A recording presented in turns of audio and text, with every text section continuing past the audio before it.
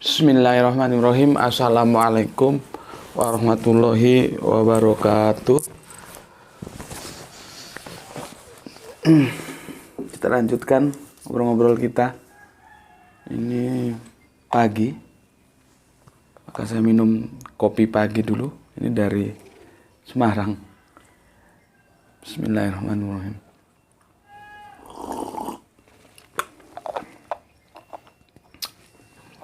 Kalau lihat rasanya seperti kopi robusta ini. Sangat menggoda rasanya. Begini, kita coba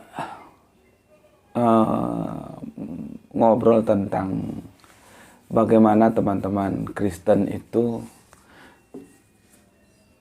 menganggap atau mengimani Yesus itu sebagai Allah.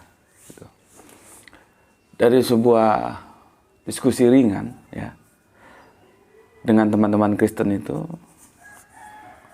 menggunakan dalil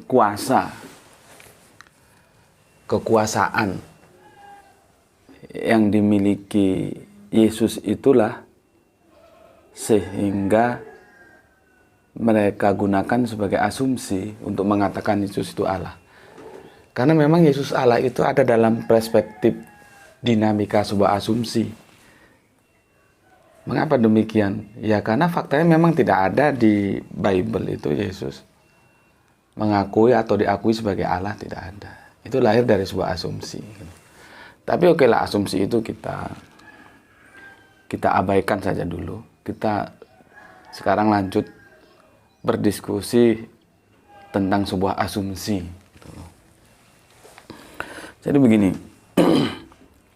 Apa yang membuat Yesus itu menjadi Allah bagi teman-teman Kristen, ya, itu karena dia bisa mengampuni dosa, atau dengan bahasa yang lebih tepat, dia berkuasa mengampuni dosa manusia. Paham ya? Jadi di situ asumsi dibangun. Siapa lagi kalau bukan Allah yang mampu atau yang berkuasa mengampuni dosa? Lalu coba kita telaah asumsi ini apa bisa dipertahankan ketika kepadanya kita ajukan sebuah pernyataan lain untuk mengujinya.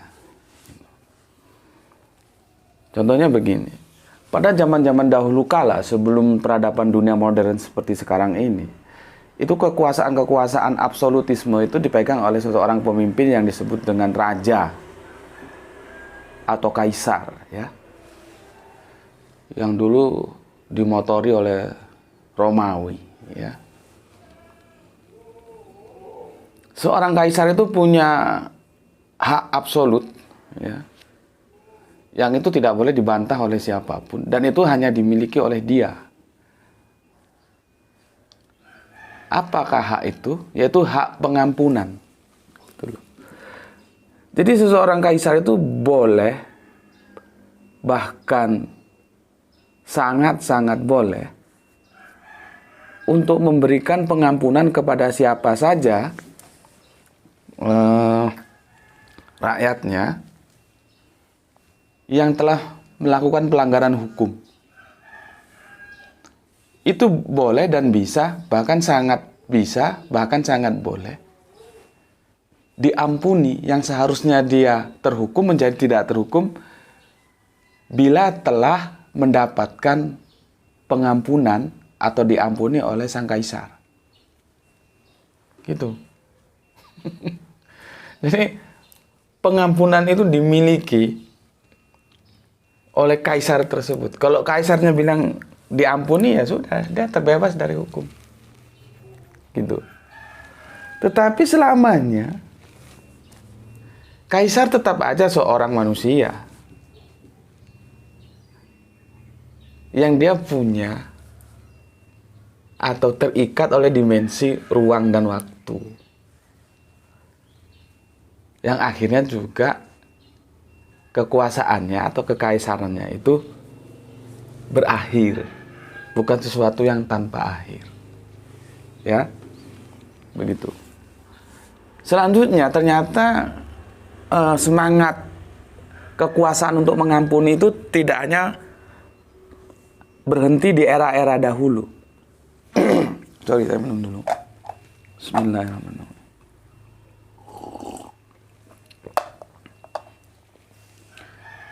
Di dalam kehidupan modern seperti yang kita alami sekarang ini, dalam berbangsa dan bernegara, seorang pemimpin negara yang sekarang disebut presiden, itu ternyata juga punya hak, punya kuasa untuk mengampuni, sehingga seseorang yang telah diputuskan sebagai terhukum, dia bisa bebas dari hukuman itu apabila dia mengajukan yang disebut grasi kepada presiden.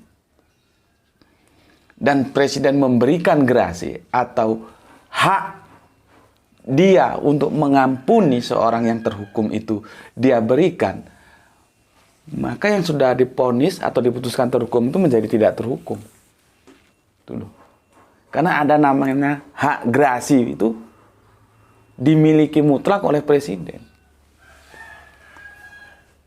Yang kalau kita baca lagi penjelasan-penjelasan hukum itu ada lagi yang disebut hak hampir sama dengan grasi, tapi itu berbeda. Amnesti. Itu semua berbicara dalam perspektif sebuah kekuasaan yang bisa memberikan pengampunan terhadap terhukum. Oke? Dan selanjutnya kita kembali kepada presiden. Presiden juga begitu. Walaupun dia punya hak, dia punya kuasa mengampuni, tetap aja dia terikat oleh ruang dan waktu. Artinya kekuasaannya itu ya sesuai dengan aturan dalam negara tersebut. Kalau di negara kita 5 tahun ya 5 tahun. Setelah kekuasaannya berakhir, dia tidak punya lagi hak yang namanya memberi grasi itu. Tetapi selama dia dalam kekuasaan, dan kekuasaan itu diberi oleh rakyat lewat pemilihan, ya, dia punya hak grasi dan dia punya kebebasan akan diberikan hak pengampunan itu atau tidak. Itu dia tidak bisa diintervensi. Tetapi sesuatu yang kita tahu, selamanya presiden tidak akan bisa menjadi Allah, walaupun dia bisa mengampuni. Kan gitu ceritanya. Sekarang kembali. Kalau raja itu tentu dia mengangkat diri ya, atau melanjutkan kekuasaan dari leluhurnya yang juga raja.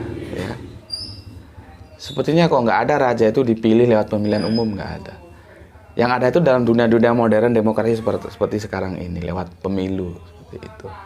Artinya penguasa itu sebetulnya tidak beda dengan rakyatnya, tetapi karena dia telah diberi kekuasaan, maka dia menjadi disebut penguasa. Tapi bagaimanapun kekuasaan itu hasil pemberian. Tuh. Nah, sekarang kita kembali ke Yesus. Apakah Yesus itu benar-benar dia punya kuasa itu menjadi memang itu hak milik dia ataukah pemberian? Seperti presiden itu.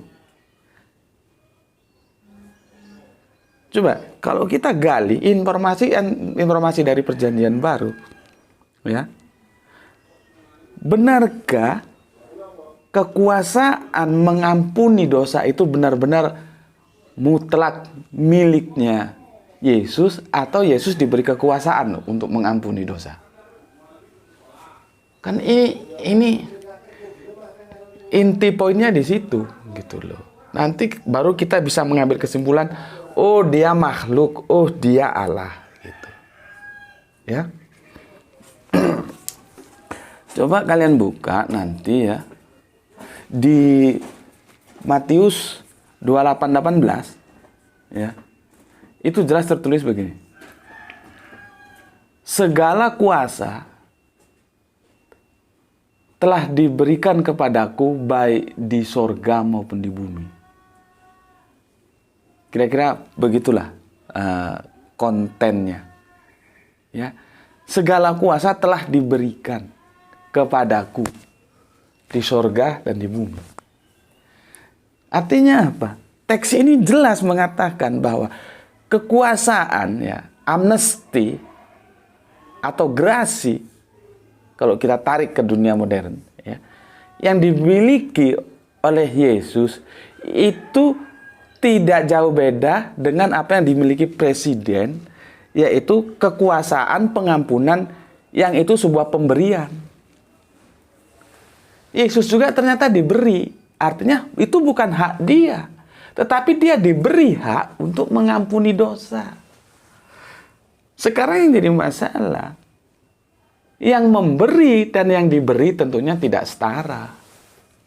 Ada kekuasaan lain di atas Yesus, ya itulah yang memberi kuasa kepada Yesus untuk mengampuni dosa. Siapa dia? Dialah yang disebut Allah. Paham di sini? Sehingga dari sini kita akan tahu bahwa sampai kapanpun tidak ada sebuah asumsi yang bisa lolos uji untuk membuktikan bahwa Yesus itu Allah. Karena memang Yesus itu bukan Allah. Cukup sekian. Assalamualaikum warahmatullahi wabarakatuh.